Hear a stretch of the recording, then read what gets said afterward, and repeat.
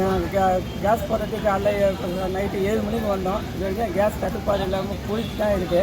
ஆனால் கிட்டத்தட்ட ஒரு 150 வண்டிக்கு மேலே நின்றுன்னு இருக்குது.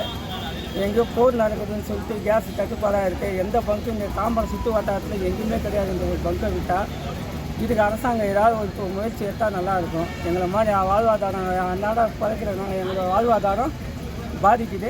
கொஞ்சம் அரசாங்கம் இது முன்னெச்சரிக்கையாக எடுத்து நடத்தினாங்கன்னா கொஞ்சம் நல்லாயிருக்கும். இந்த பயம் உங்களுக்கு எத்தனை நாளாக இருந்துகிட்டு இருக்குண்ணா? கேஸ் தட்டுப்பாடு ஒரு வாரமாக இருந்துட்டு. ஒரு நாளைக்கு எவ்வளோ ரூபாய்க்கு கேஸ் போடுவீங்க? உங்கள் ஆட்டோக்கு ஃபில் பண்ணால் ஒரு நாளைக்கு எவ்வளோக்கு இப்போ கேஸ் ஃபில் பண்ணால் எவ்வளோ ஓட்டுவீங்கண்ணா?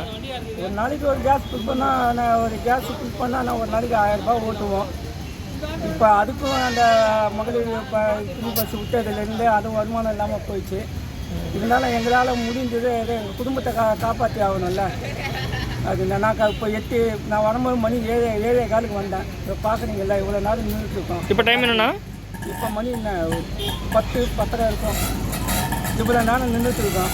இதுக்கு அரசாங்கம் எங்களை மாதிரி அன்னாட கூலிக்காரங்களுக்கு அரசாங்கம் விதிப்பு நடவடிக்கை எடுத்தால் அவங்களுக்கு அவங்க எங்கள் குடும்பம் அவங்கள வாழ்த்தோம். உங்கள் பேருண்ணா? ரமேஷ்.